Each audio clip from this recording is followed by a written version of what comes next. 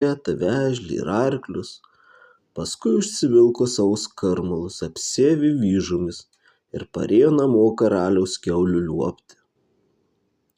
Antrą sekmadienį karaliūnas vėl ruošės bažnyčion.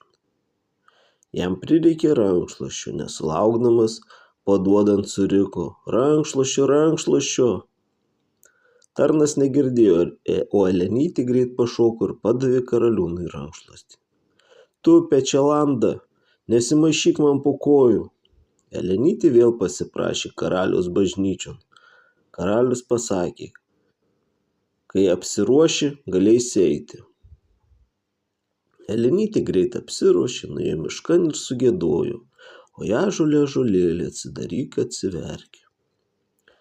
Ąžuolas atsidarė, išsiėmė mėnesio rūbus, apsiavimus, įsėdo mėnesio karieton ir nuvažiavo bažnyčion. Karaliūnas negali atsistebėti, iš kur tokia graži panelė atsirado.